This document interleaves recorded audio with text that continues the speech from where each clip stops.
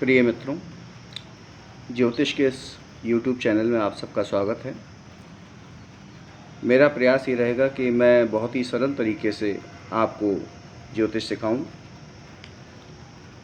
आज के समय में मानव जीवन अनेक समस्याओं से भरा हुआ है और हम लोग ज्योतिष पर ज़्यादा विश्वास नहीं करते हैं, लेकिन वस्तुतः मानव जीवन ग्रहों की रश्मियों के संतुलन का एक पुंज है।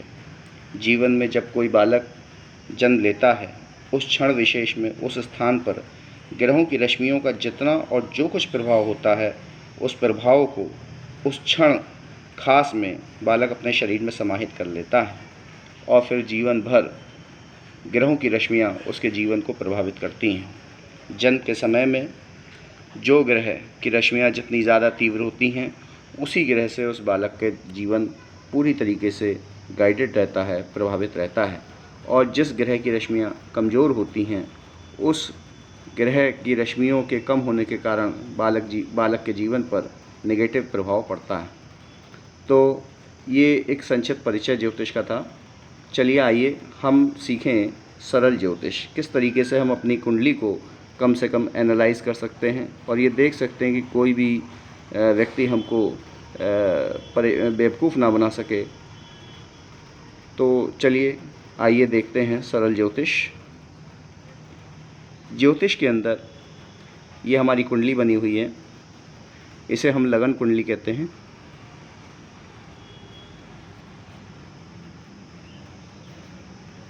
लगन कुंडली को सीखने के लिए आपको सबसे पहले ये जो 12 खाने बने हुए हैं, इन 12 कॉलम में 12 घर होते हैं, 12 भाव होते हैं और उनके कोई ना कोई राशि का स्वामित्व उनके ऊपर होता है। तो हमें सबसे पहले ये देखना है कि कौन सा घर किस राशि का कौन सी राशि किस घर का स्वामित्व रखती है। सबसे पहले ये जो बीचों बीच में जो कॉलम बना हुआ है, इसे हम पहला घर कहते हैं। ये हमेशा पहला ही घर रहता है। यहाँ राशि कोई भी हो सकती है, 2, 3, 4, 5, 8, 9, 12, कोई भी राशि हो सकती है। तो कौन सी राशि हो सकती है, उस राशि के स्वामी कौन हैं, ये मैं आपको समझाऊंगा। पहले आप इस चार्ट को याद कर लेंगे। ये पहला घर है और पहली राशि जो होती है वो मेष राशि होती है। मेष राशि के स्वामी होते हैं मंगल। इसके बाद ये दूसरा घर है, ये हमेशा दूसरा ही घर रहेगा। दूसरी राशि के स्वामी वृष राशि, इसके स्वामी होते हैं शुक्रदेव। इसके बाद तीसरा घर है ये, तीसरे घर में ये मिथुन राशि, इसके स्वामी होते हैं बुधदेव। ये चौथा घर है कर्क राशि, इसके स्वामी होते हैं चंद्रदेव।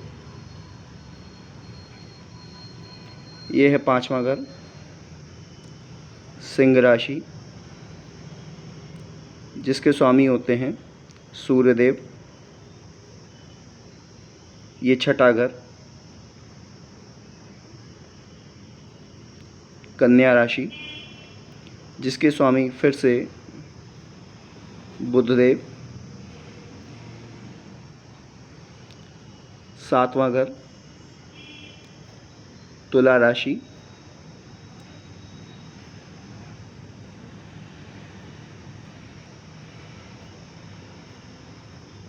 इसके स्वामी शुक्रदेव। ये आठवां घर जिसे हम वृश्चिक राशि कहते हैं, इसके स्वामी मंगलदेव। ये नवां घर धनु राशि, जिसके स्वामी होते हैं गुरुदेव। ये 10वां घर होता है मकर राशि, जिसके स्वामी होते हैं शनिदेव।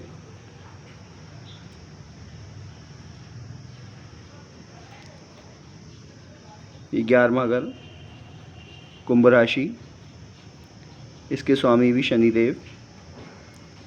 और ये है 12वां घर मीन राशि, इसके स्वामी भी होते हैं गुरुदेव। तो इस तरीके से सबसे पहले आपको ये चार्ट याद कर लेना है, जिसमें ये पहला घर है, दूसरा, तीसरा, चौथा, पाँचवा, छठा, सातवां, आठवां, नवां, 10वां, 11वां और 12वां।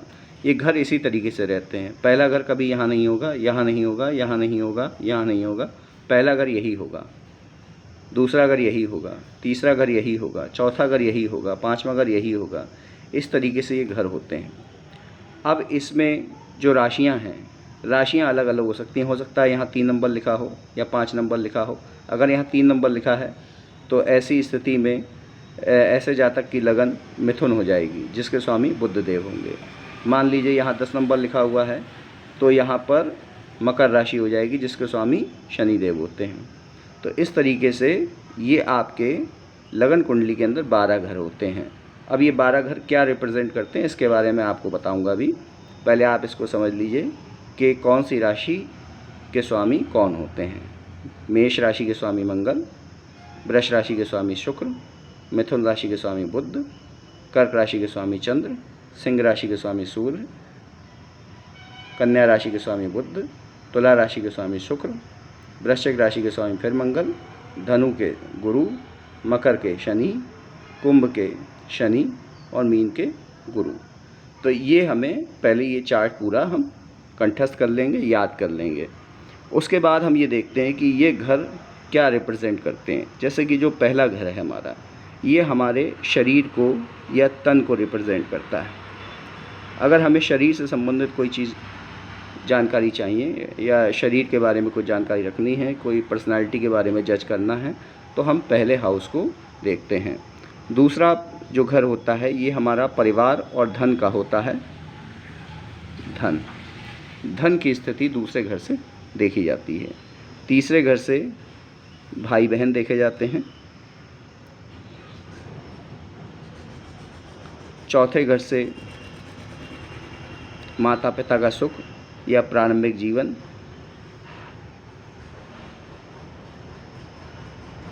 देखा जाता है। पांचवें घर से शिक्षा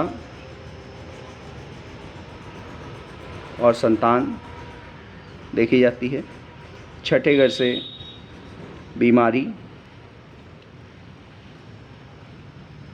ऋण, शत्रु, इनकी स्थिति छठे घर से देखी जाती है। सातवें घर से हम पार्टनर को देखते हैं, पति के लिए पत्नी और पत्नी के लिए पति। आठवें घर हमारी आयु का होता है, आयु और मृत्यु का। नवां घर भाग्य का होता है। 10वां घर हमारे कर्म क्षेत्र का होता है, जीवन में हम जो कार्य करते हैं। 11वां घर आय का होता है और 12वां घर व्यय का होता है। इसके अंदर और भी चीज़ें होती हैं, लेकिन अभी मैंने शॉर्ट में आपको बताया है। पहले आप इतना याद कर लें, इस टेबल को याद कर लें, तो आपकी कुंडली सीखने की शुरुआत हो जाएगी। इतने में यदि कोई किसी प्रकार का कन्फ्यूज़न है तो कमेंट करके बताएं। वीडियो पसंद आए तो लाइक करें। अगली वीडियो का इंतज़ार करें। धन्यवाद।